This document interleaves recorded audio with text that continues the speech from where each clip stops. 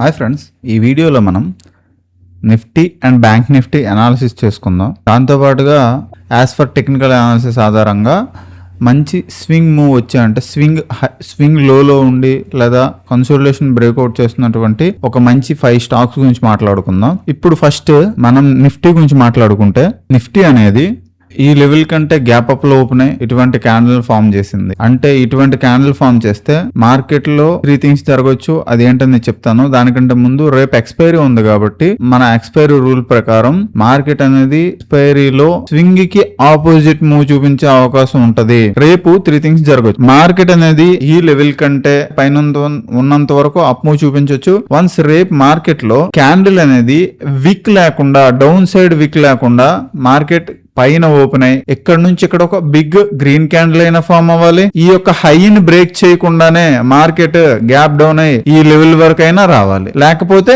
రేపు ఎక్స్పైరీ కాబట్టి ఈ లెవెల్ ని కూడా బ్రేక్ చేయకుండా ఈ లెవెల్ లో ఇటువంటి ఒక డోజీ క్యాండిల్ అయినా ఫామ్ అవ్వాలి. ఈ 3 థింగ్స్ అనేవి మార్కెట్ లో రేపు జరగవచ్చు. అండ్ బ్యాంక్ నిఫ్టీ గురించి మాట్లాడుకుంటే, బ్యాంక్ నిఫ్టీ అనేది ఈ యొక్క ట్రెండ్ లైన్ ని 2 టైమ్స్ రీటెస్ట్ చేసింది. రీటెస్ట్ చేసి ఈ యొక్క ఎల్లో లైన్ కంటే పైనే క్లోజ్ అయింది. దీంట్లో కూడా సేమ్ 3 థింగ్స్ జరగవచ్చు. వన్స్ ఈ యొక్క లో కంటే, ఈ క్యాండిల్ యొక్క లో కంటే మార్కెట్ రేపు గ్యాప్ అప్ లో ఓపెన్ అయ్యి క్యాండిల్ యొక్క విక్ అనేది చాలా చిన్నదిగా ఉండి, లేకపోతే విక్ లేకపోయినా సరే ఈ విధంగా ఇప్పుడు ఇక్కడ కనిపిస్తుంది చూడు, ఇలా వన్స్ ఓపెన్ అయితే ఇక్కడ నుంచి పెద్ద గ్రీన్ క్యాండిల్ ఫామ్ అవ్వాలి. లేదా ఈ లెవెల్ ని బ్రేక్ చేయనట్లయితే ఈ క్యాండిల్ కంటే ఆఫ్ లో మార్కెట్ అనేది ఓపెన్ అయితే ఒక రెడ్ క్యాండిల్ అయినా ఈ లెవెల్ ని బ్రేక్ డౌన్ చేస్తూ ఏర్పరచాలి. కానీ ఇక్కడ సపోర్ట్ లెవెల్స్ ఉన్నాయి. వన్స్ లెవెల్స్ ని బ్రేక్ చేయకుండా ఎటువంటి తొందరపాటు నిర్ణయాలు తీసుకోకండి. లెవెల్స్ బ్రేక్ చేసిన తర్వాత, కన్ఫర్మేషన్ వచ్చిన తర్వాతనే మీరు ఎటువంటి నిర్ణయం అయినా తీసుకోండి.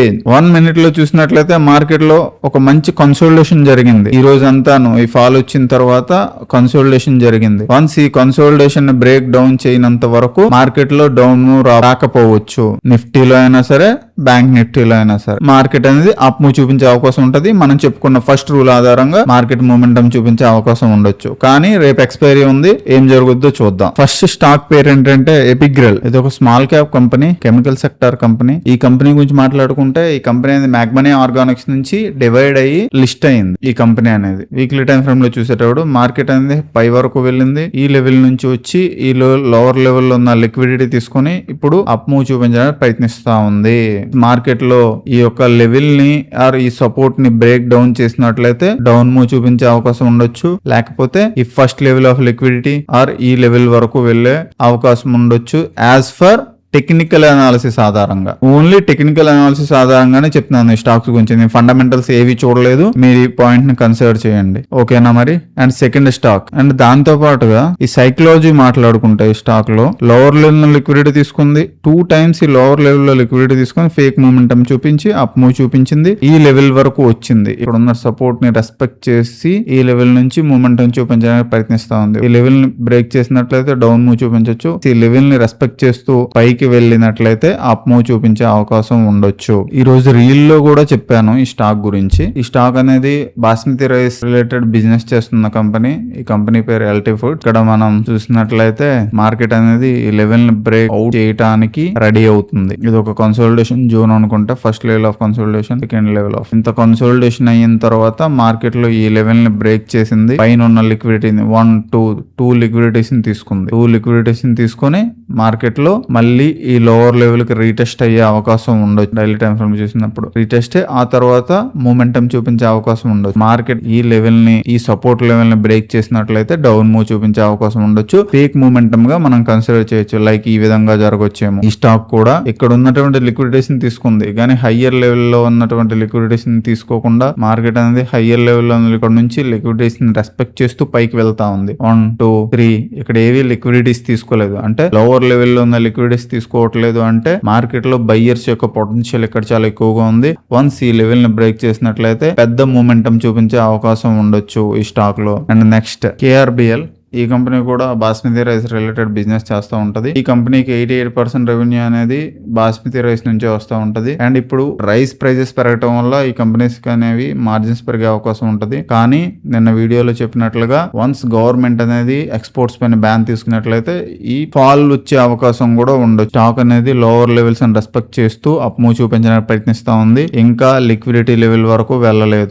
ఈ స్టాక్ కూడా ఈ లిక్విడిటీ లెవెల్ వరకు వెళ్లే అవకాశం ఉండొచ్చు. ఇది మంత్లీ టైం ఫ్రేమ్ ఆధారంగా చెప్పుకుంటున్నాం. వీక్లీ టైం ఫ్రేమ్ లో చూసేటప్పుడు మార్కెట్ అనేది ఈ లెవెల్ వద్ద రెసిస్టెన్స్ గా వర్క్ అవుతుంది. ఈ యొక్క లిక్విడిటీ లెవెల్ వరకు అయినా సరే మార్కెట్ మూమెంటం చూపించే అవకాశం ఉండొచ్చు.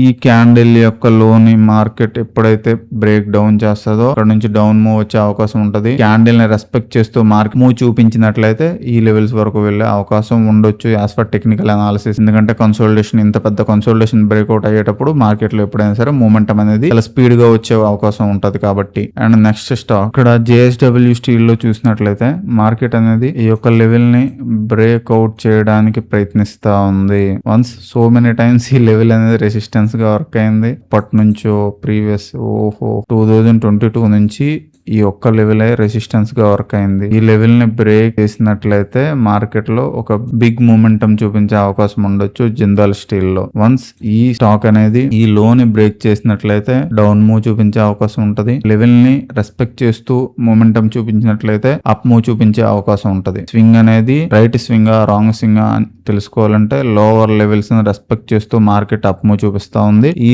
లెవెల్ ని బ్రేక్ చేసినట్లయితే మూమెంటం చాలా స్పీడ్ గా పెద్దగా వచ్చే అవకాశం ఉంటది. అది ఎట్ సైడ్ అయినా సరే వన్స్ ఇది ఫేక్ మూవ్ కూడా అవ్వచ్చేమో కదా. నేను చెప్పింది పూర్తిగా నమ్మొద్దు. మీ యొక్క అనాలిసిస్ ని కూడా కొంచెం యాడ్ చేసి మీ యొక్క లాజిక్స్ ని మీరు కూడా కొంచెం యాడ్ చేసి మీ నిర్ణయం మీరు తీసుకోండి. అండ్ దాంతో పాటుగా NMDC లో కూడా ఈ యొక్క కన్సోలిడేషన్ బ్రేక్అవుట్ అయినట్లయితే నెక్స్ట్ లెవెల్ ఆఫ్ లిక్విడిటీ ఈ లెవెల్లో ఉంది. ఈ మంత్ ఎండింగ్ లోపు మార్కెట్ వన్స్ ఈ లెవెల్ ని బ్రేక్ చేసినట్లయితే ఈ లెవెల్ వరకు కూడా వెళ్లే అవకాశం ఉండొచ్చు. కానీ లోవర్ లెవెల్స్ లో ఈ లెవెల్ ని బ్రేక్ డౌన్ చేసినట్లయితే మార్కెట్ లో డౌన్ మూవ్ చూపించే అవకాశం కూడా ఉండొచ్చు. ఇది గుర్తుపెట్టుకోండి.